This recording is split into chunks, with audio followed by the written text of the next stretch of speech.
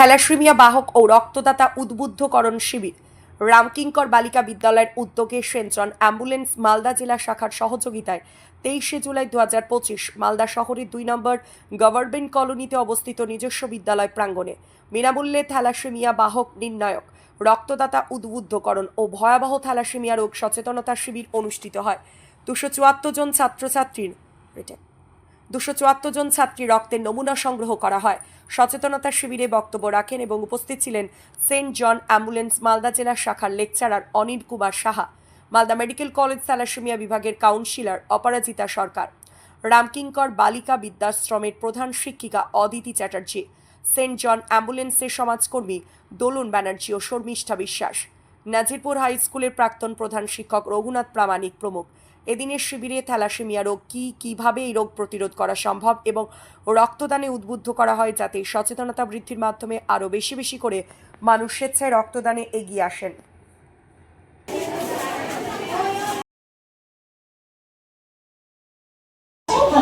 কিন্তু আমাদের সমস্যাটা কোথায়? সাপোজ তুমি এখানে মা, অর্থাৎ আগামী দিনে তুমি মা হবে, তাই তো? আজকে যারা এখানে প্রত্যেকটা মেয়ে রয়েছে তারাই তো আগামী দিনের মা, তাই তো? এখানে যদি দেখি যে তোমাদের যাদের থ্যালাসেমিয়া ধরা পড়বে, অর্থাৎ কেরিয়ার পাবে, তাদের একটা যে তাহলে ডিভাইড, তাহলে তোমার কি করতে হবে? একটা নর্মাল মানুষকে বিয়ে করতে হবে। এই জন্যই সচেতনতাটা। নচেত কোনো সমস্যা নেই, বাহক রোগী তৈরি হলেই সমস্যা, যেহেতু এর কোনো এখনো চিকিৎসা যাচ্ছে, কিন্তু রক্তের এখনো কোনো বিকল্প ব্যবস্থা কোনো বিজ্ঞানী সেখানে যদি তারা ফ্যামিলি ভাবে বিয়ে ঠিক করে, সেক্ষেত্রে তারা সাবধান, তার টেস্ট রিপোর্ট আগে দেখবে, তবে তোমার বিয়ে ঠিক হবে। আর নিজেরাও যদি আমার লাইফ সেটেল করবো, এর মধ্যে তুমি সম্পর্ক বাড়ানোর করছি, তার সাথে আমি আগামী দিনে আমাকে লাইফ পার্টনার তাকে দিতে পারছি, যারা গল্পটা বৈবাহিক সম্পর্কে গিয়ে পৌঁছচ্ছে।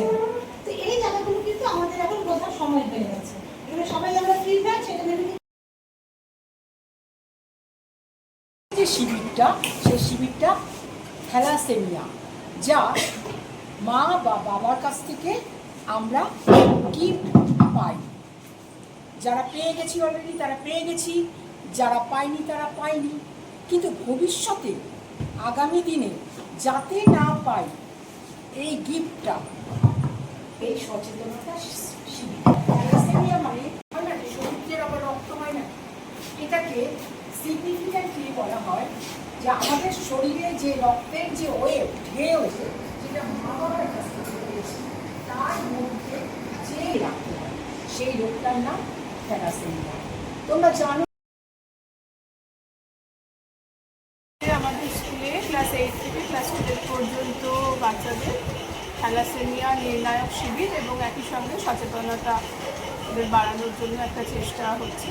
এই জন্য আমি হাসপাতাল, আমাদের সদর হাসপাতাল কর্তৃপক্ষকে অনেক ধন্যবাদ জানাচ্ছি স্পেশালি অনিলদাকে। অনিলদা সকাল থেকে এসে বাচ্চাদের সাথে অনেকক্ষণ কথা বলছেন এবং কাজ করছেন।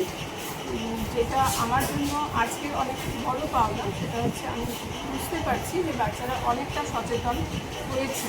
কারণ আগে থ্যালাসেমিয়া পরীক্ষার সময় একটা সূচ ফোটাতে হবে, এই কথাটা বললে পরে বাচ্চা বেশ ভয় পেত এবং চেষ্টা করতো ওই দিন অ্যাবসেন্ট হয়ে যাওয়ার, বা যে ধরনের ওদের যা ভাবভঙ্গি দেখতাম, যা সেটা ভীতিপ্রদ ছিল, অজ্ঞান হয়ে যেতে চাই, সেই ব্যাপারটা প্রায় নেই, কমে গেছে এবং ওরা আগ্রহী টেস্টটা করানোর জন্য। এটাতে অন্তত আমি বুঝতে পারছি যে ওরা বুঝতে পেরেছে যে টেস্টটা কেন জরুরি। এই সচেতনতাটা যদি চলে এবং এরকম শিবির যদি চলতে থাকে, আমার মনে হয় যে আমরা অনেকটা প্রগতির দিকে যাব। আপনার নাম পরিচয়? আমি অদিতি চট্টোপাধ্যায়, হেডমিস্ট্রেস, রামকিঙ্কর বালিকা বিদ্যাশ্রম। বিবাহের পূর্বে রাশি বা কোষ্ঠী বিচার নয়, আগে করুন রক্ত বিচার। থ্যালাসেমিয়া বাহকে কোন পাত্র পাত্রীর যদি বিয়ে হয়ে যায়, তবে তার থ্যালাসেমিয়া শিশুর জন্ম হতে পারে।